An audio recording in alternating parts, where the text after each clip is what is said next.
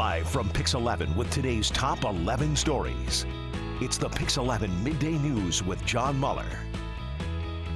Good afternoon. Welcome to Midday with me, John Muller. Here are your top 11 stories on Pix 11. Number 1, Newark's water crisis continues. Concerned residents can now call a 24-hour hotline with questions. A crew of doctors, nurses, and pharmacists will be on hand to answer questions on the health effects of lead exposure and where to pick up bottled water. The number is 1-866-448-2432. The call center offers assistance in 150 languages. Well, police have arrested the teen who stole an SUV in Crown Heights earlier this month without knowing a one-year-old boy was in the back seat. It prompted an Amber Alert. Police charged 17-year-old Quanse Herring with grand larceny, among other charges. Investigators say the child's mother apparently left the car running while she went inside a grocery store. All right, police searching for a man who was walking around Manhattan randomly assaulting people. The assault's growing more violent. Authorities releasing video in hopes of getting him off the streets. Pix 11's Alicia Nieves has more. Good afternoon. The NYPD says the person they are looking for attacked at least 4 people, including one person here in the West Village. According to investigators, each attack was seemingly unprovoked, but even more disturbing. With each attack, this attacker got more and more violent. The NYPD is looking for help in identifying the man seen in this surveillance footage. Authorities believe he is connected to a series of violent attacks throughout Manhattan. The attacks all happened late at night from August 9th to August 14th in various locations from Lower Manhattan to Midtown. All the victims, at least 4 different people, were seemingly chosen at random and assaulted as they were walking down the street. In one attack, the man walked up to a 64-year-old woman and hit her in the head with a brick. Then, a short time later, walked up to a 58-year-old man and hit him in the face while making, quote, anti-white statements. Wow, that's really strange because, like, I've always felt safe in the city. So that's the crazy part, because I always felt like the people here are so nice. Anyone who recognizes this man is asked to contact police before someone is more seriously injured. Because of the statements made by the attacker in the last incident, the NYPD has gotten its hate crime task force involved in this investigation, looking into whether this could have been a possible hate crime. In the West Village, Alicia Nieves, Pix 11 News. All right, Alicia, thank you. All right, strong winds, heavy rain, and lightning. It caused significant damage in western Suffolk County last night. Pix 11's Katie Corrado in East Farmingdale with more. East Farmingdale now in the process of cleaning up after last night's storm. Tree trimming trucks are going around assessing the damage and cleaning up the tree branches and the limbs that have fallen in the storm. But the most significant damage is arguably here in this industrial complex on Executive Boulevard, where it saw the worst of the storm last night. Cinder blocks and cement, no match for the wind and rain Suffolk County saw last night. It looked like something out of a movie. Yvonne Barraz's SUV was crushed when a cinder block wall at the Chris Ray Printing Company collapsed around 9:30. It sounded like lightning. Like, it just sounded like a big, like, boom. And then, you know, we all just thought it was the rain, it was thunder, like, you know, whatever. But now as soon as people started, like, coming in screaming their heads off, like, we all just knew something must have happened. The inside of Chris Ray Printing is a disaster zone. An entire garage door blown off its hinges and crushed. The equipment and materials inside destroyed. There's water everywhere, even on the other side of the building. So the driving rain must have pushed it all the way over there. Every piece of corrugated and roll of paper is probably soaking wet. Suffolk County saw the bulk of the storm damage. The National Weather Service says downed trees and damage were reported in Bayshore, Islip, Ronkonkoma, Amityville, North Babylon, North Lindenhurst, and Shelter Island. Back in East Farmingdale, it's now a waiting game until cleanup crews and insurance companies come in and assess the damage. So we're going to have a big cleanup today, I suppose. The storm also left tens of thousands of people on Long Island without power, so PSEG crews have been out overnight trying to get the lights back on to everyone who lost power in the storm. Reporting in East Farmingdale, I'm Katie Corrado, Pix 11 News. All right, Katie, thank you. Let's take a look at that forecast. Temperatures are staying cool all weekend long. Today, we're going to get a break from all that humidity, a high of 79 today. It'll drop to 68 degrees tonight. Tomorrow, a nice warm day full of sunny skies. The clouds will continue with a chance of showers, though, on Sunday. All right, one of the Koch brothers has passed away. Billionaire David Koch has died at the age of 79. He was a major donor to conservative causes and educational groups.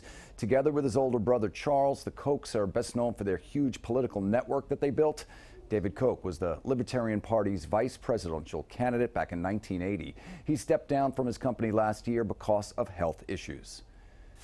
Number 7, many questions surrounding the death of a man who was crushed by an elevator in his Manhattan high-rise. The elevator remains shut down. Some tenants there say they're now feeling that the stairs are safer.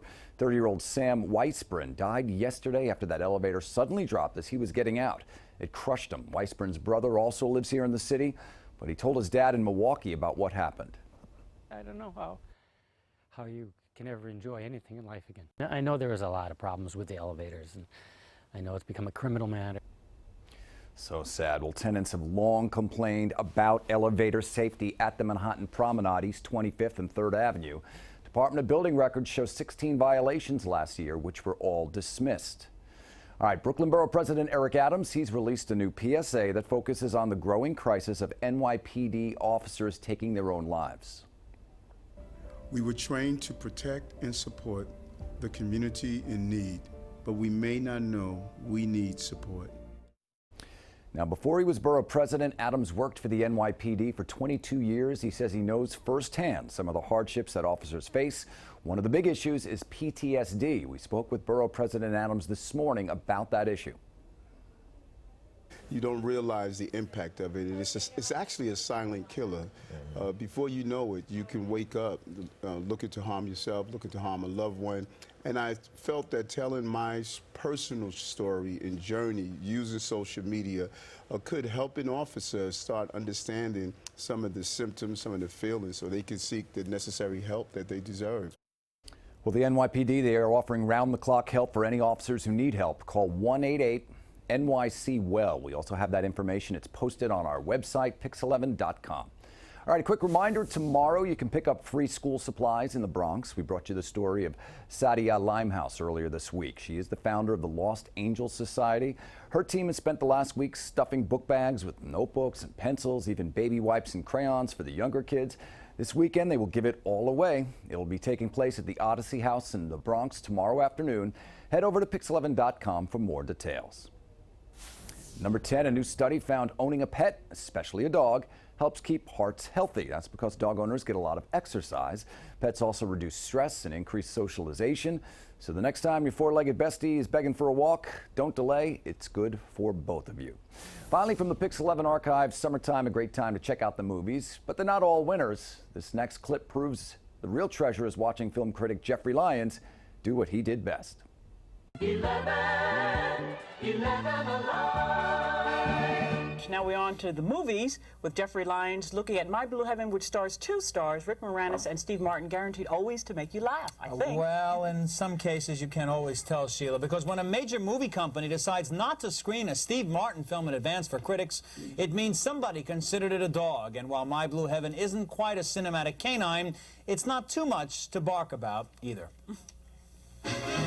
This is the new me. If you like to try a vanilla bran oat crunchy. What do you think? This is a formula comedy in which Steve Martin portrays an underworld informer who's now in the Federal Witness Protection Program.